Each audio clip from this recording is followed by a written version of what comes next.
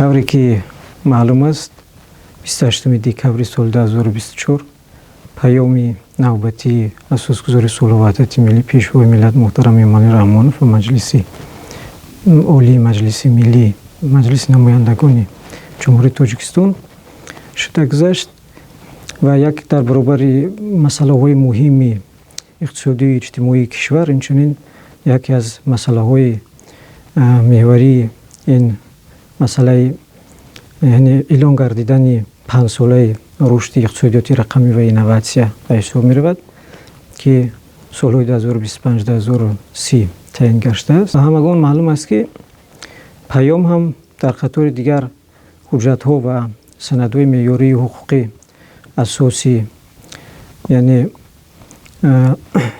مأموری دارد و خاراکتری اجرایش حتمی رو طلب میکند و این اعلان گردیدن 5 ساله هدفمندانه صورت گرفته است. یعنی این اساسی واقعی دارد و برای رشد مناسبت‌های اقتصادی و اجتماعی نقش مؤثر اجرا کرده میتواند و یک چیز رو یادآور شد که این زمان برای جمهوری تاجیکستان رشد اینوواسیا با 2 دلیل مهم است. یکمش این که ما در شرایطی قرار داریم که در برابر جمهوری تاجیکستان دیگر دولت ها نیز جد و جهد میکنند که با پیشنهاد مولهای نو خدمت رسانی های نو کوشش کنند که بازارهای دیگر را فتح کنند و هنگام وارد شدن به بازارهای دیگر البته یک حصه درآمد ملی آنها را نیز صاحب میشه. ما را ضرور است که کوشش نماییم که در برابر نگاه داشتن طلبات داخلی بین المللی را نیز توانیم که در بازارهای بین المللی موقع پیدا کنیم. این یک دلیلش. دلیل دیگرش این است که خود رشد فعالیت اینوواسیونی به واسطه هوسمند میگرداند روند رشد کارهای علمی و تحقیقاتی را. یعنی که وقتی که فعالیت اینوواسیونی یا که رشد اینوواسیونی دولت هدف است قرار داده می شود از جانب دولت، البته اینفراساختار شرایط ضروری رشد تحقیقات علمی تامین کرده می شود و به این وسیله البته نمودهای گوناگون مال و خدمت رسانی ها ایجاد کرده می شوند، پیشنهاد کرده می شوند و در برابر این چنین برای چی اقتصادیات رقمی هم یک جای آمده است. از نقطه نظر من طلبات جهانی امروز بیشتر به استفاده بردن دستگاه ها و تجهیزات های خاراکتری تکنیکی ارتباطی و رقمی داشته است. یعنی بیشتر مردم به همین چیز توجه دارند. از همین نقطه نظر که این هم المنتی جدا ناپذیر روند اینوواسیونی هست، حکومت مملکت هوسمند است که اینها در یک جایگی هم اقتصادیات رقمی و هم اینوواسیا یک جای رشد کنند. و البته در شرایط جمهوری تاجیکستان امکانیت ها بسیار هستند و مشکلی ها هم بسیار هستند. هم امکانیت ها و هم مشکلات ها از نظر متخصصان معلوم است و آشکار است. مخصوصا صاحبان یا که نمایندگان سوها و این چیزها را درک کردن کار میبرند. اما در شرایط دانشگاه ملی ما از جمله در پایه فاکولته اقتصاد و اقتصادی ما اختصاص منیجمنت اینوواسیونی داریم که به واسطه اختصاص مذکور با تنظیم نمودن روندهای اینوواسیونی و تشکل دادن زمینه‌های مساعد رشد اینوواسیا در جمهوری تاجیکستان رونق کرده شده است. ما قریب 6 سال می شود که متخصصان رو در این جوده آماده می سازیم، ختم می کنند و در موضوعهای گوناگون که به واسطه البته این موضوعها با رشد اینوواسیا علاقمند هستند کارهای علمی و تحقیقاتی انجام می دهند.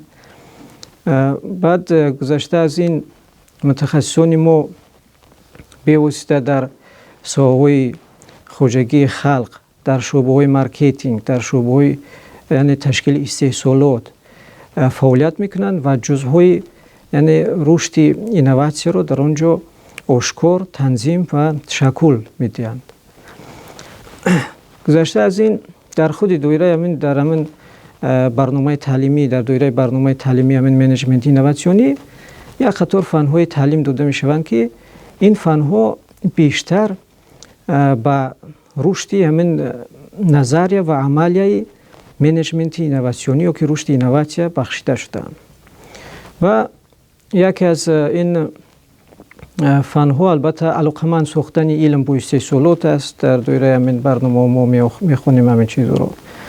اداره کردن یا که مدیریت دانش است که در شرایط گوناگون اندیشی، در شرایط موجودیت رقابت گوناگون مال و خدمت رسانی ها، البته جوانان توانند که همون سمت فعالیتی رو انتخاب کنند که در نتیجه آفرینش مال محصولات های نو رقابت رو با آسانی به دست آورده توانند.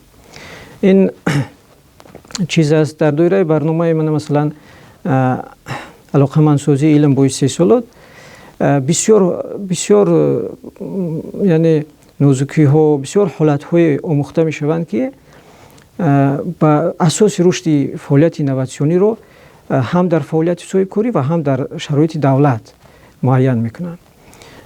من مثلا کارمندی یا که متخصص سوحه علم و تحقیقات ها و برای اون که بیشتر هوسمند شود برای ایجاد کردن محصولات های نو در شکل ایده های یا که غایه های علمی و باید که اطمینان داشته باشد که اندیشه های در شکل یعنی غایه یا ایده پیشنهاد کرده او با او فایده میارند. یعنی که امکانیتی فروختن آنها وجود دارد و در بازار او میتواند که از نتیجه ایجادش یک چیز به دست میارد و این شرایط ها البته در جمهوری تاجیکستان تامین کرده شدند و ما در طول من چند سال اخیر 3 سال اخیری که ما مثال به صفت معاون دیکان اوید به علم در فاکولته اقتصاد و اداره فعالیت میکنیم.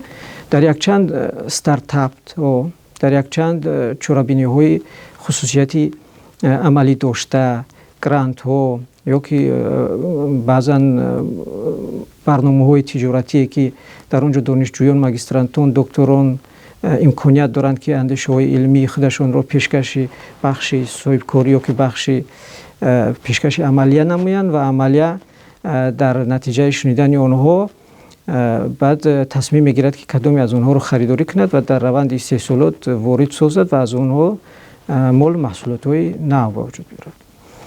این هم البته میتواند که اساس رشد فعالیت اینوواسیونی در شرایط جمهوری تاجیکستان گردد. البته برای جمهوری تاجیکستان آسان نیست در یک 5 ساله کاملا رقابت پذیر شدن با محصولات های اینوواسیونی دولت های چون چین، چون ژاپن، چون اتحادیه اروپا. لیکن ما امکانیت جلب کردن دقت دولت های همسرحدمون رو و موقع پیدا کردنمون رو در منطقه رو داریم. در این 5 ساله وقتی تمام توجه حکومت جمهوری تاجیکستان برای رشد اینوواسیون روانه کرده می شود و ما کاملا به اقتصاد رقمی میگذاریم. البته اقتصاد رقمی امکانیت میدهد که بعضی از خراجات ها صرفه شوند و بعضی از نمودی مثلا محصولات ها از نقطه نظر اقتصادی با صفت استحصال می شوند وقتی که وارد می شود تکنولوژی های رقمی در روند استحصالات و این چیز فعالیت اینوواسیونی که هوسمندی تحقیقات علمی رو با وجود می آورد. باز ما می توانیم که برای خودمون بازارهای نو کشف نماییم، از اونجا درآمدهای بگیریم و اینها زمینه می شوند که آهسته آهسته ما توانیم به هدفهای عالی کشور نائل شویم.